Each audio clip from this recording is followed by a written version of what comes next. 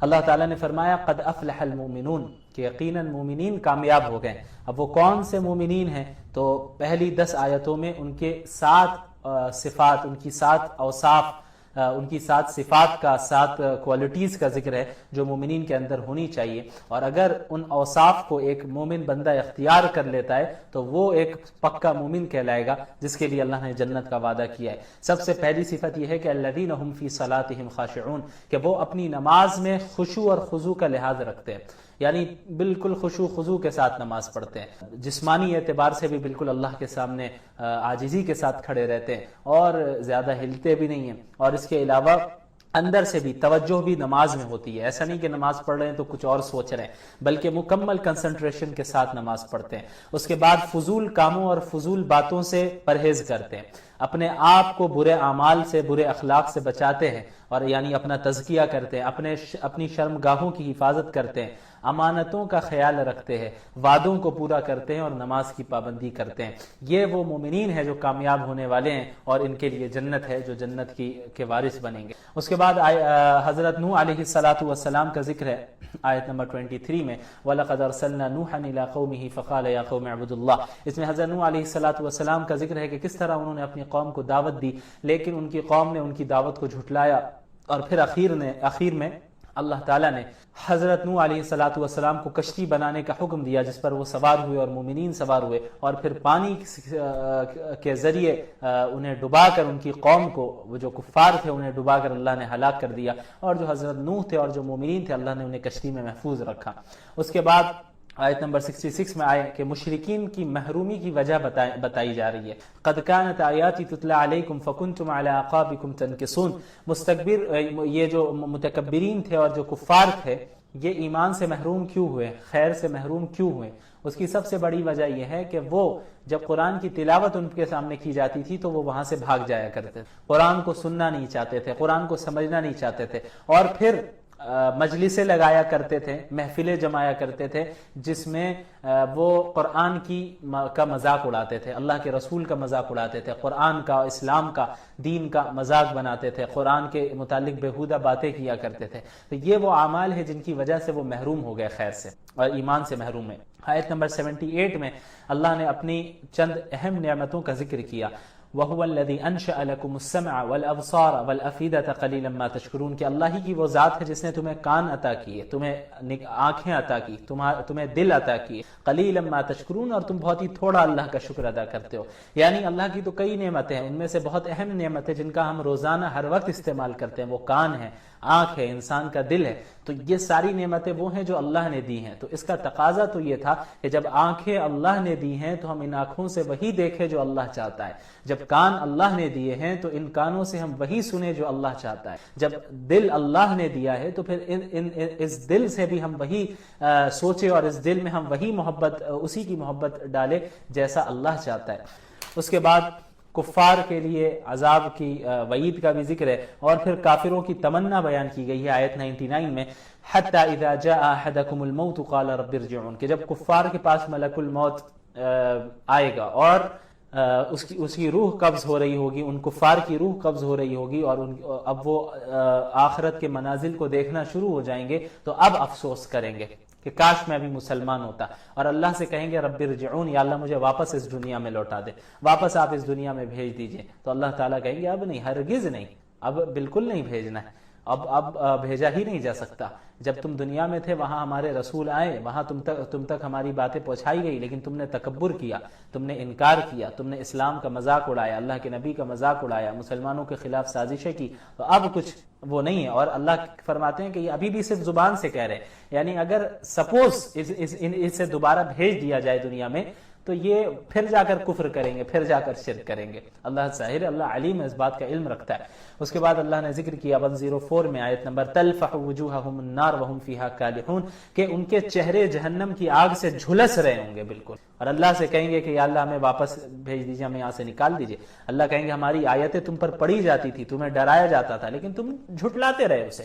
تو اب مجھے نہ کہو، ہم تم پر کوئی ظلم نہیں کر رہے ہیں، بلکہ تمہیں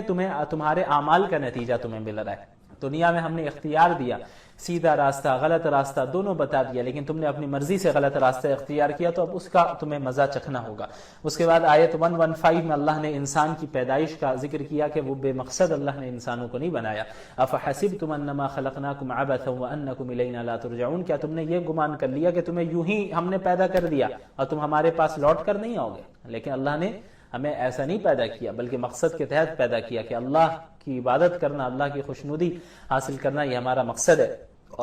اور اللہ کی طرف ہی لوٹ کر ہم جائیں گے۔ اس کے بعد سورۃ النور کی ابتدا ہوتی ہے۔ اس سورت میں مختلف دینی، اخلاقی، معاشرتی احکامات بیان کیے گئے، معاشرے میں بے حیائی اور فحاشی کو پھیلانے سے روکا گیا ہے اور پاک دامنی اختیار کرنے کا حکم ہے۔ اور پھر اس سورت میں حضرت ام المومنین عائشہ رضی اللہ عنہا پر جو تہمت لگائی گئی تھی اس کی برات ہے، انہیں بری کیا گیا ہے۔ اور اس کے بعد اللہ تعالیٰ نے بہت سے مختلف آداب بھی بیان کیے۔ سب سے پہلے حد زنا کا ذکر ہے، یعنی ایک زانی، الزانیۃ والزانی فجلدوا کل واحد منہما 100 جلدہ، ایک زانی عورت اور ایک زانی مرد اگر غیر شادی شدہ ہے تو پھر انہیں 100 کوڑے لگائے جائیں گے، یہ ان کی سزا ہوگی، یہ ان کی حد ہے، ان پر نافذ ہوگی۔ اگر اسلامی حکومت ہے تب، یہ حکومت کا کام ہے، کوئی بھی آدمی اٹھ کر یہ نہیں کر سکتا۔ اس کے علاوہ اگر شادی شدہ مرد ہے اور شادی شدہ عورت ہے اور اب زنا کر رہے ہیں تو پھر اس کے لیے سنسار ہے، اسٹون ٹو ڈیتھ ہے، کیونکہ یہ ایک ایسا بڑا جرم ہے جس سے پورے معاشرے میں بے حیائی پھیلے گی۔ اگر اس جرم پر سختی کے ساتھ پابندی نہیں لگائی جائے تو پھر جو ہے یہ چیز، اس کی برائی جو ہے پھیلتی رہے گی اور پورا معاشرہ کرپٹڈ ہو جائے گا۔ اچھا، لیکن اب کوئی زانی ہے یا نہیں ہے، اس کو ثابت کیسے کریں گے؟ یہ اسی وقت ثابت ہو پائے گا کہ جب 4 مرد گواہ موجود ہوں، یا جس نے زنا کیا ہے وہ خود اعتراف کر لے کہ بھئی ہاں میں نے زنا کیا ہے، یعنی 4 مردوں نے، گواہوں نے زنا کرتے ہوئے ایک دم دیکھا ہو بالکل، اور وہ گواہی دیں، تب ہی جا کر جو ہے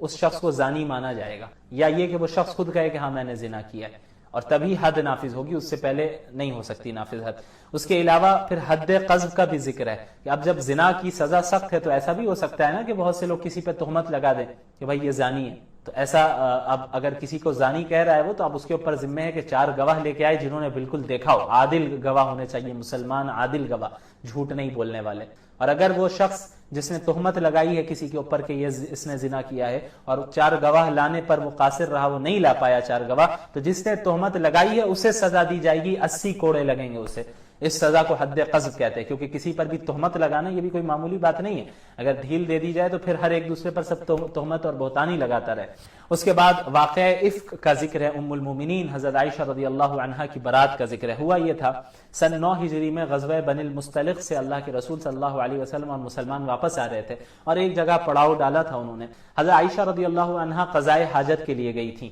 لیکن لوگوں کو معلوم نہیں چلا کہ حضرت عائشہ گئی ہوئی ہیں قضائے حاجت کے لیے، سارا قافلہ روانہ ہو گیا۔ حضرت عائشہ رضی اللہ تعالی عنہا جب وہاں پر واپس آتی ہیں تو واپس آنے کے بعد دیکھتی ہیں کہ بھئی قافلہ وہاں پہ موجود ہی نہیں ہے، تو حضرت عائشہ رضی اللہ عنہا پریشان ہو جاتی ہیں کہ اب میں کیسے جاؤں، تو وہ وہیں بیٹھ جاتی ہیں۔ حضرت صفوان رضی اللہ عنہ آس پاس ہی ہوتے ہیں، وہ حضرت عائشہ کو دیکھ رہتے ہیں، تو وہ کیا کرتے ہیں، وہ اپنے اونٹ پر حضرت عائشہ کو سوار کرا دیتے ہیں اور پھر اونٹ کو لے کر وہ تیزی کے ساتھ آگے بڑھتے ہیں اور قافلے کے ساتھ مل جاتے ہیں۔ تو بس یہی ہوا، لیکن جو رئیس المنافقین تھا عبداللہ بن ابی بن سلول، جو کہ اسلام اور مسلمانوں کے خلاف ہمیشہ سازشیں کرتا رہا، اللہ کے نبی اور ازواج مطہرات اور دیگر مسلمانوں پر تہمتیں لگاتا رہا، تو اس نے اس موقع کو غنیمت سمجھا اور اس نے فوراً حضرت عائشہ اور حضرت صفوان پر تہمت لگا دی رضی اللہ عنہما کہ الیاذ باللہ کہ انہوں نے کچھ غلط کیا ہے، یہ الگ تھے، تنہائی میں تھے۔ تو یہ اتنی بڑی تہمت تھی حضرت عائشہ رضی اللہ عنہا پر کہ 1 مہینے تک تقریباً وہ مستقل پریشان میں رہی، اللہ کے نبی کو پریشان کیا گیا، مسلمانوں کو پریشان کیا گیا۔ آخر میں ایک لمبی مدت کے بعد اللہ تعالیٰ نے ان کی برات کا اظہار کیا اور فرمایا ھذا بہتان عظیم، یہ حضرت عائشہ پر بہت بڑا بہتان ہے، یہ جو بھی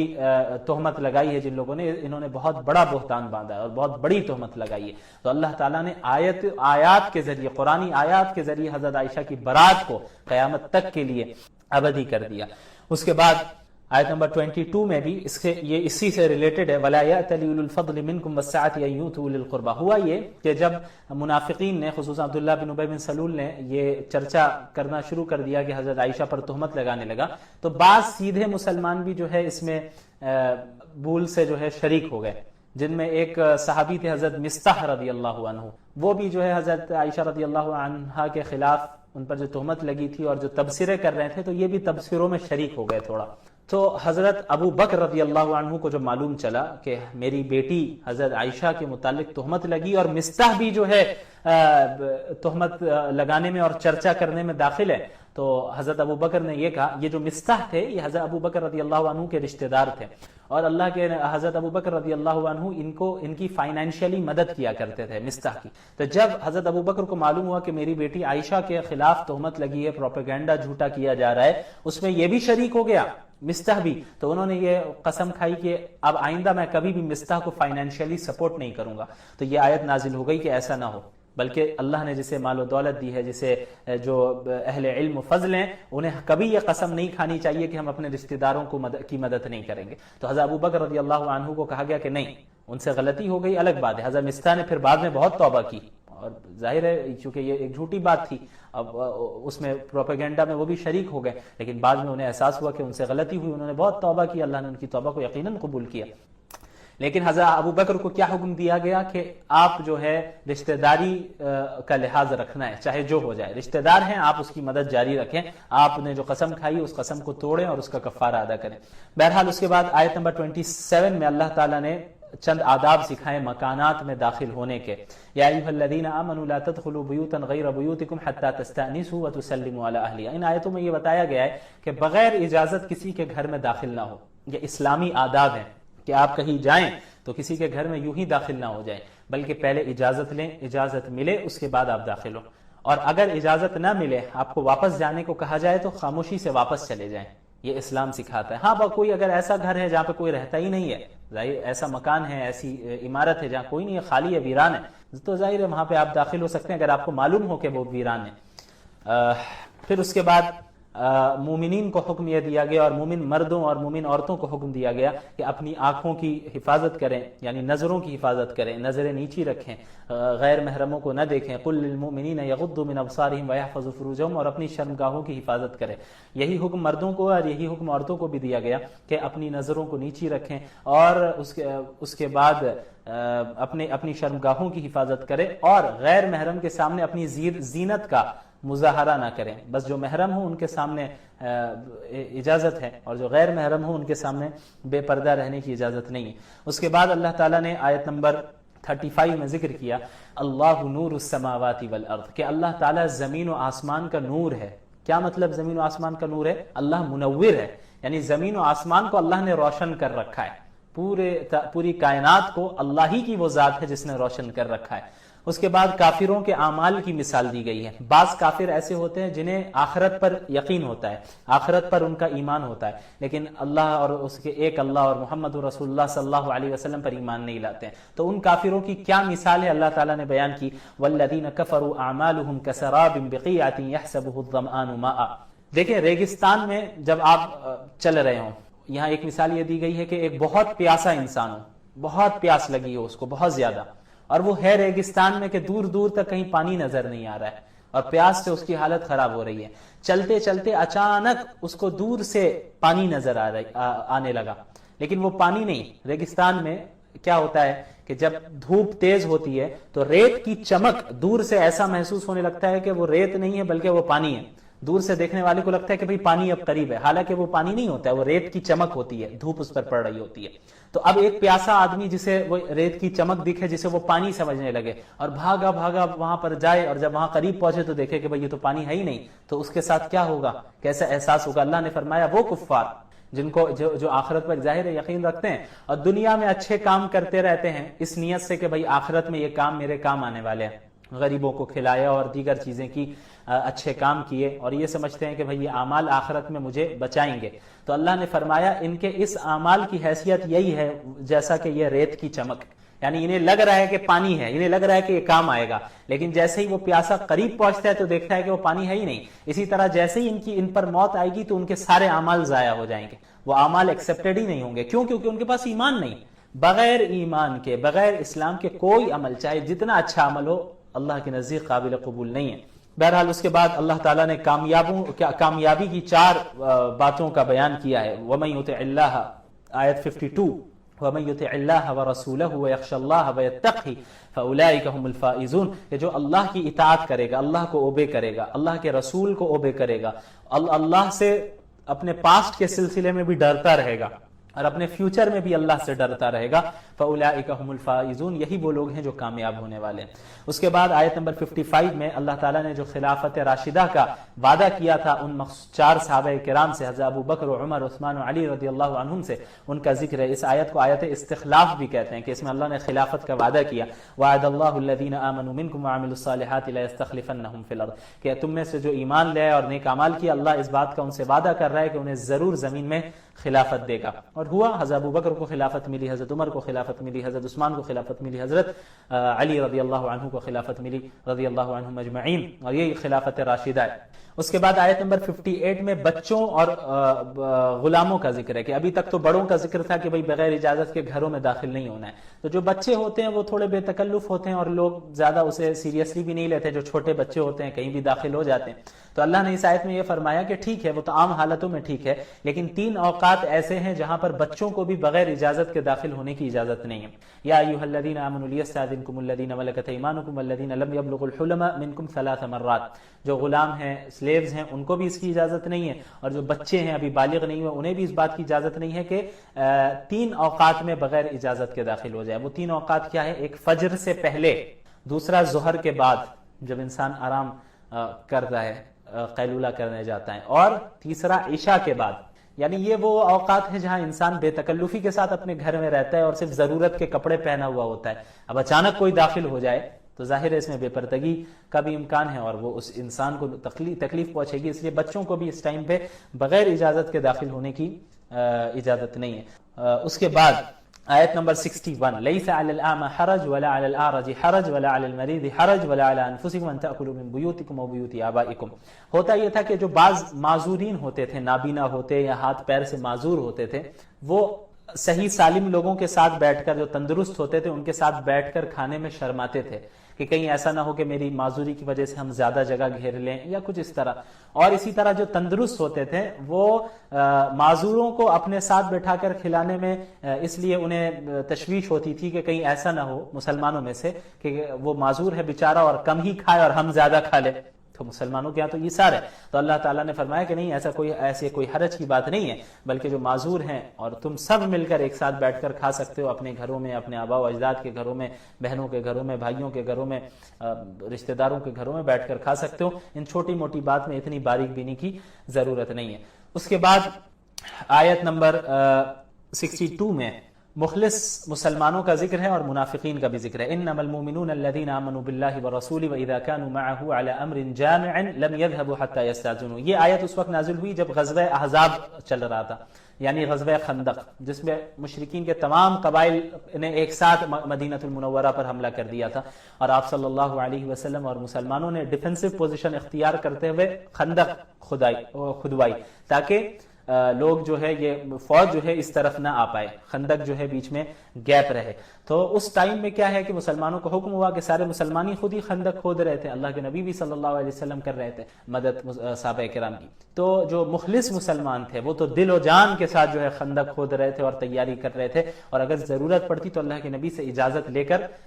جایا کرتے کہیں۔ لیکن جو منافقین تھے سب سے پہلے تو کام کرنے میں ہی سستی کرتے تھے، دل سے کام نہیں کر رہے ہوتے تھے۔ دوسری چیز کہ اب اگر کہیں جانا ہوتا تو اللہ کے نبی کے سامنے ہیلے بہانے بناتے یا پھر بسا اوقات بغیر بتائے خاموشی سے نکل جاتے۔ تو ان دونوں کا ذکر کیا گیا کہ مومنین کی صفات یہ ہیں، اور جو یہ منافقین ہیں یہ اس طرح کی چیزیں کرتے ہیں۔ اس کے بعد سورۃ الفرقان کی ابتدا ہوتی ہے۔ فرقان کہتے ہیں حق اور باطل کے درمیان فرق کر دینے والی چیز کو۔ اس سورت میں قرآن کریم کو فرقان کہا گیا ہے، تو چونکہ قرآن ایک ایسی کتاب ہے جو حق اور باطل کے درمیان فرق کر دیتی ہے، تو اس وجہ سے اس کو سورہ فرقان کہا گیا۔ اور اس میں اسلام کے بنیادی عقائد کا ذکر ہے، اس کے علاوہ مشرکین کو جو اعتراضات تھے بعض، ان کا جواب دیا گیا ہے۔ سب سے پہلا اعتراض جو مشرکین کا تھا آیت نمبر 4 میں دیکھیں وقال الذين كفروا ان هذا الا افك افتراه واعانه عليه قوم اخرون فقد جاءوا ظلما